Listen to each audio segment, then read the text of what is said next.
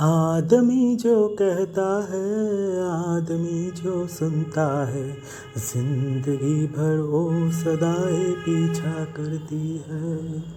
आदमी जो देता है, आदमी जो लेता है, जिंदगी भर वो दुआएं पीछा करती है। कोई भी हो, हर ख्वाब सच्चा नहीं होता, बहुत ज़्यादा प्यार भी अच्छा नहीं होता। कभी दामन छुड़ाना हो তো মুশকিল হো। ভাই গানের জন্য আজকে কেউ আমাকে খিস্তি পেও না, আগের থেকে বলে দিলাম। তবে আজকে আমি যে ভিডিওটা করব কার্মা নিয়ে, আমার মনে হয় এই ভিডিওটা তো আমার সবথেকে ইম্পর্টেন্ট। যেমন সাবকনসিয়াস মাইন্ড নিয়ে একটা ভিডিও বানিয়েছিলাম, তো সেটা যেমন আমার কাছে অন্যান্য ভিডিওর থেকে ভিউজ না আসলেও ভিডিওটা খুব ইম্পর্টেন্ট, তো কার্মা নিয়েও আমার এই ভিডিওটা খুব ইম্পর্টেন্ট। তো এই গানটা করার পিছনে একটা কারণ আছে, কেন আমি এই গানটা করেছি। আর এই গানের যে লিরিক্স, তার সাথে মানে কে লিখেছে আমি গানটা জানি না, কিন্তু মানে যেই বা লিখুক, যেভাবেই লিখুক তার ভাব যেটা ছিল, কিন্তু তার সাথে না কার্মার অনেক কিছু আর কি মানে ডিপেন্ড করে। মানে পুরো গানটা যদি ভালো করে লিরিক্সগুলো মন দিয়ে পড়ো, যারা একটু কার্মা বোঝে, তো মনে হবে একদম মানে ল অফ কার্মাটাই পুরোপুরি একদম সুন্দর গানের লিরিক্সে লিখে দিয়েছে। আমি আজকে না মানে মানে ল অফ কার্মা ওরকমভাবে কী বোঝাবো, প্রথমে একটা স্টোরি দিয়ে আমি ভালো করে বোঝাই। আর এটা কিন্তু রিয়েল লাইফ স্টোরি। এটা হচ্ছে আমার মানে একদম কাছের আত্মীয় তো বলবো না, দূর সম্পর্কের আত্মীয়, মায়েদের দূর সম্পর্কের আত্মীয়, তার আমি ইনসিডেন্টটা আর কি বলছি।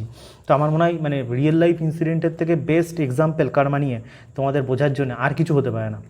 তো প্রথমে এই স্টোরিটা বোঝো, তারপর আমি কেন গানটা গেয়েছি, তারপর তোমরা আর কি মোটামুটি বুঝতে পারবে। তো একটা মানে আমার দূর সম্পর্কের একটা দাদা, তো সে মোটামুটি হ্যান্ডসাম, ঠিক আছে, দেখতে খুব মানে বেশ ভালোই পুরুষশালী চেহারা, পুরুষশালী দেখতে।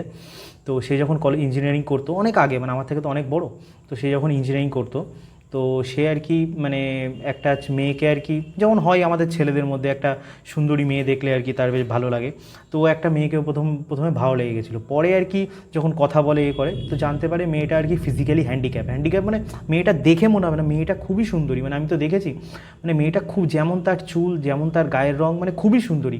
কিন্তু মেয়েটা যখন হাঁটে নর্মালি বোঝা যায় না, কিন্তু মেয়েটা যখন হাঁটে না, তখন হালকা আর কি মানে ছোটোবেলার থেকে হালকা আর কি সে না একটু মানে মানে মানে পা দুটো আর কি সমান না, একটু মানে আর কি 1-2 ইঞ্চির একটু এদিক ওদিক আছে, তো স্ট্রেট আমাদের মতো স্ট্রেট হাঁটে না আর কি, মানে একদম সিনা চড়া করে, মানে একটু ভালো করে মানে শাড়ি পরলে বা এ করলে বোঝা যায় না, কিন্তু জিন্স ফিন্স পরলে, এগুলো পরলে বোঝা যায় যে তার পায়ে একটা কোনো হালকা পাতলা ডিফেক্ট আছে।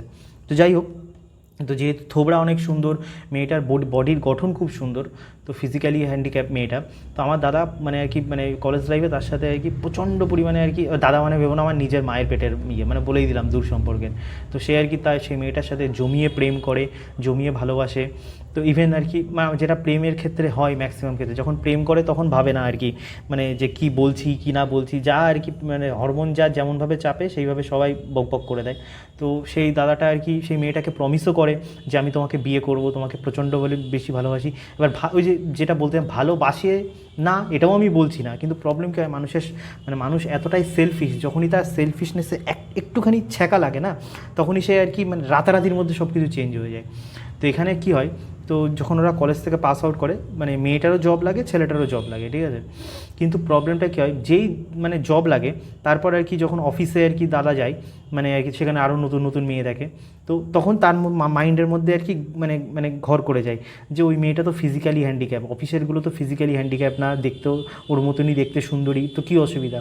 তখন মেয়েটার সাথে একদিন হঠাৎ করে রাত্রেবেলায় ফোন করে ঢপের চপ মারে, এ মারে, আমার বাড়ি মানছে না, ও মানছে না। আগের থেকে বলে দিই ভাই, কারোর যদি বাড়ি থেকেও মানে তোমাদের যদি কারোর ফ্যামিলি রিলেশন থাকে, আর সেখানে যদি তোমার গার্লফ্রেন্ড বা তোমার বয়ফ্রেন্ড যদি বলে ফ্যামিলি মানছে না, বিশ্বাস করো তোমার গার্লফ্রেন্ড বা তোমার বয়ফ্রেন্ড তোমার বলদ বানাচ্ছে, সিম্পলি বলদ বানাচ্ছে। যেদিনই কখনো এই কথাটা তোমার গার্লফ্রেন্ড বা তোমার বয়ফ্রেন্ড বলবে না যে আমার বাড়ি মানছে না বলে আমাকে এই ডিসিশনটা নিতে হচ্ছে, তখন সরাসরি তাকে বলে দেবে এই ঢপের চপটা তোর বাবারে গিয়ে বলগে। তো মানে এরকম টাইপের বলে দেবে, ঠিক আছে। তো এরকম বাস্তবে হয় না। তো কেউ যদি রিয়েলি সবার স্বার্থ যদি একদম পারফেক্টলি অ্যালাইন থাকে, তো ভাই বাপ মা মানবে না, সরকার মানবে না, সবাই সব কিছু না মেনেও মানে আর কি মানে চলে আসবে আর কি। মানে যখন মানে হয় না মানে হরমোনের যদি সেই পাওয়ার থাকে লাভের, তো সব কিছু বাধা অতিক্রম করতে পারে। তো যেটা আমি বলতে চাইছিলাম, তো মেয়েটার তো ওই যখন রাতারাতি দাদা ওরকম ঢপের চপ মারে, বাড়ির মানবে না, বাড়ির লোক কিন্তু মেয়েটা নিয়ে কোনো আপত্তি ছিল না, প্রবলেমটা ছিল দাদার, মানে যেটা হয়তো মানে এ ফিজিক্যালি হ্যান্ডিক্যাপ, আর অফিসে আর কি মেয়েগুলো ওর মতনই সুন্দরী, ফিজিক্যালি হ্যান্ডিক্যাপও না, তো এখানে মার্কেট ভ্যালু একটু বেশি না আর কি পুরোপুরি। তো মার্কেট ভ্যালু দাদা বলছে কেন আমি এই মালটারে চুজ করবো, একে চুজ করলে আমার লাভ বেশি, মানুষ যেটা প্রফিট লসের মানে দিকের কথা ভেবে যেটা কাজটা করে, তো ওই কাজটা সম্পূর্ণ করেছে। মেয়েটার অবস্থা তো মানে মানে এরকম তো না, মানে প্রায় 4 বছর, প্রায় কি 3.5 বছরের প্রেম, আর মেয়েটা অসম্ভব দাদাকে ভালোবাসতো। তারপরে কি হয়, মেয়েটা যতদূর আমি শুনেছি আর কি পুরোপুরি, মানে মেয়েটা আর কি রীতিমতো মানে পাগলের মধ্যে, মানে মেয়েটার চাকরি রীতিমতো মানে ছেড়ে দিতে বাধ্য হয় মেয়েটা, মানে চাকরি চলে যায় মেয়েটার, কোনো কাজে সে মেয়েটা মন দিতে পারে না, যা তা এরকম টাইপের কন্ডিশন। তার মানে মেয়েটা তো রীতিমতো সাইকিয়াট্রিস্টকে মানে দেখাতে হয়, মানে 6 মাস থেকে 1 বছর মেয়েটা একটা অদ্ভুত রকমের একটা সিচুয়েশনের মধ্যে ছিল, যাদের যাদের ব্রেকআপ হয়েছে তারা জানো এই বিষয়টা আর কি, অদ্ভুত রকমের সিচুয়েশনের মধ্যে ছিল। আর এর মধ্যে ওই 1 থেকে 1.5 বছরের মধ্যে মেয়েটা যেখানে এতটা যন্ত্রণা মানে মানে কষ্টসহ যন্ত্রণা ভোগ করছে, সেই 1 থেকে 1.5 বছরের মধ্যে আমার দাদাটা বিয়েও করে নেয়, সব কিছু করে নেয়, ইভেন 2 বছরের মধ্যে একটা বাচ্চাও সাপ্লাই দিয়ে দেয়। এইখানে আসে কার্মার গল্প। আমি এতজন বক করলাম, এর পিছনে আসল গল্পে আসে এবার বাচ্চার গল্প।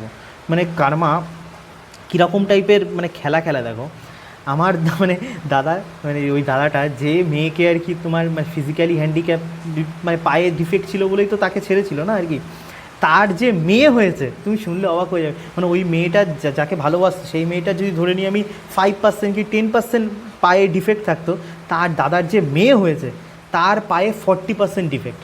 বুঝতে পারছো একটা বড় 40% ডিফেক্ট। মানে মেয়েটার জীবনে কোনো দিন মানে চলা তো দূরের কথা, মানে মানে পটি করতে গেলে বা হিসু করতে গেলেও বা আমার হেল্প ছাড়া সে যেতে পারবে না, মানে বুঝে নাও আর কি। মানে এখানেই হচ্ছে কার্মার খেলা। মানে তখন মানে না তখন না মানে আমাদের ফ্যামিলি, মানে কী বলো ওই দাদাটার ফ্যামিলি বলে মানে আকাশ থেকে পড়লো, মানে হোয়াট দ্য মানে এফইউসিকে মানে মানে আর কি পুরোপুরি এরকম টাইপের কন্ডিশান।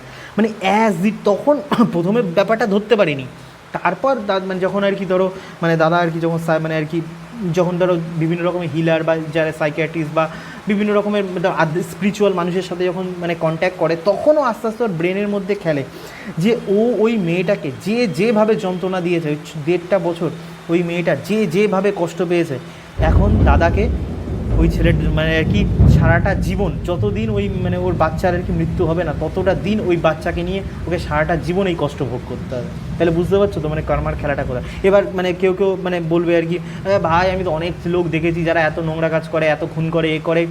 দেখো তুমি বিশ্বাস করো কি না করো, মানে তাতে আমার কিছু করার নেই, কিন্তু ইভেন আমি আমার নিজের লাইফেও কার্মাটাকে ভীষণ পরিমাণে আর কি মানে যখন স্পিরিচুয়াল বুকস পড়ছি আর তার সাথেও নিজের লাইফেগুলো অ্যাপ্লাই করছি না, আমি ঠিক যা মানুষকে যেভাবে হার্ট করেছি, এই জন্য এখন আমি মানুষকে একটু হার্ট করার আগে 10 বার মানে আর কি ভাবি আর কি, না আমি ঠিক যা করেছি ছোটোবেলায় ঠিক এক্স্যাক্টলি সেমভাবে কি সেম না হলেও 50% কি 70% মিল অনুযায়ী আমাকে রিপিট করেছে।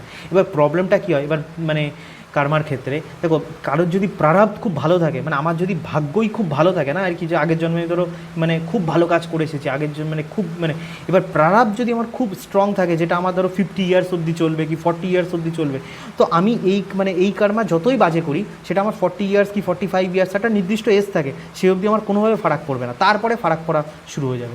ইভেন কিছু ক্ষেত্রে তো পরের জন্মে যদি বিশ্বাস করো তো পরের জন্মেও সেম এফেক্ট হয় আর কি।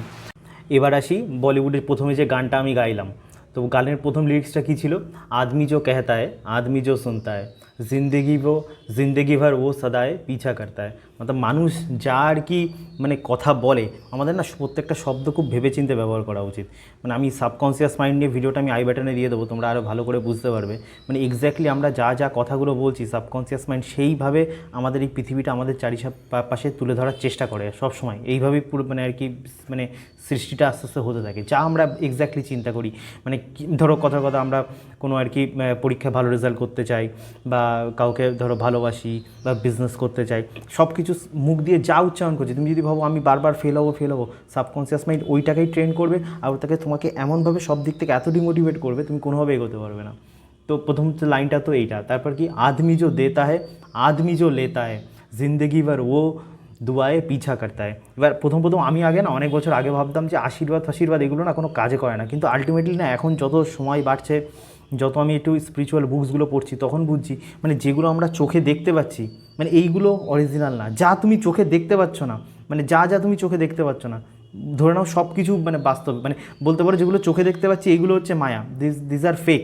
বাট যেগুলো আমরা চোখে দেখতে পাচ্ছি না, আশীর্বাদ দেখতে থোড়ি পাচ্ছি, সোল দেখতে থোড়ি পাচ্ছি, কিন্তু এগুলো সব অরিজিনাল, এইগুলো হচ্ছে আসল আর কি পুরোপুরি। বাদ বাকি যেগুলো দেখতে পাচ্ছি সব ফেক। তো আলটিমেটলি আর কি এখানে মানে লিরিক্সের যে লাইনটা আমার তো মানে ব্যাপক ভালো লেগেছে, মানে জিন্দেগি বার ও দুয়ায়ে পিছা করতা है।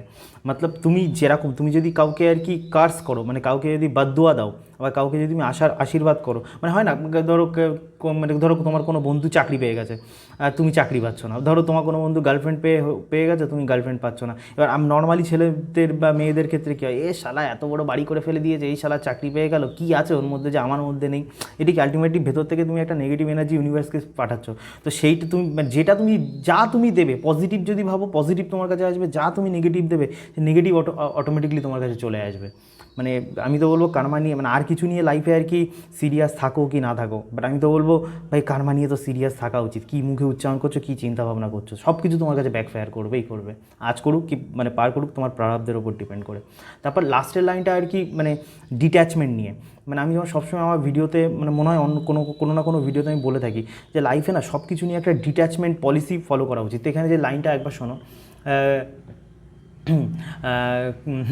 कोई भी हो हर ख्वाब सच्चा नहीं होता, बहुत ज़्यादा प्यार अच्छा नहीं होता, कभी कभी दामन छुड़ाना पड़े तो मुश्किल होता है। তো মতলব কি মানে বলতে, মানে এখানে তুমি ভালো করে লিস্টটা যদি পড়ো, মানে এক্স্যাক্টলি আমাদের মানে সনাতন ফিলোসফি যেটা বলছে, তুমি যে কোনো, তুমি তোমার নিজের গার্লফ্রেন্ডের প্রতি বেশি পরিমাণে অ্যাটাচমেন্ট হয়ে যাও, তুমি তোমার নিজের মানির প্রতি বেশি পরিমাণে অ্যাটাচমেন্ট হয়ে যাও, তুমি এই পৃথিবীতে যা যা আছে, ইভেন নিজের বাবা মার প্রতিও, নিজের ছেলেমেয়ের প্রতিও, তুমি এই পৃথিবীতে যার প্রতি তুমি বেশি পরিমাণে অ্যাটাচমেন্ট রাখবে না, সেটা তোমাকে পেন দেবেই দেবে, আর সেটা ভয়ঙ্কর রকমের পেন দেবে। মানে ধরো তুমি যদি বাবা মাকে খুব ভালোবাসো, তা কাউকে না কাউকে তো এই পৃথিবী থেকে চলে যেতে হবে, সেদিন তোমাকে ভয়ঙ্কর ভয়ঙ্কর ভয়ঙ্কর পেন হবে।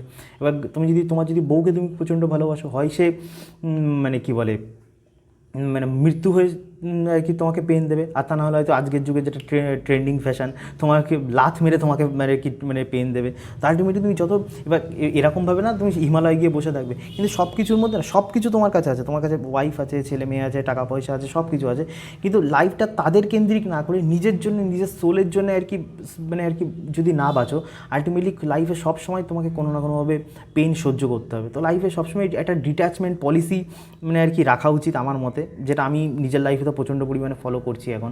আর তার সাথে এটা সবথেকে বেশি ইম্পর্ট্যান্ট, মানে মুখ দিয়ে আমি যেটা বারবার বলছি, মুখ দিয়ে আমরা কি শব্দ উচ্চারণ করছি, সেটা উচ্চারণ করার আগে আর আমরা মানুষের সাথে কীভাবে ট্রিট করছি, যে কাজটা আমি চাই না যে লোকে আমার সাথে করুক, এমন কোনো কাজ যেন আমি অন্য কারোর সাথে না করি। তখন তুমি মানো কি না মানো, সময়ের সাথে সাথে বয়স বাড়লে ঠিক বুঝতে পারবে, যা যা তুমি করবে, ভালো করলেও তোমার কাছে ব্যাকফায়ার করবে, খারাপ করলেও তোমার কাছে ব্যাকফায়ার করবে।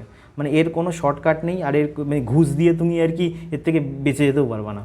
এটা হচ্ছে কার্মার ফিলোসফির one of the most dangerous thing.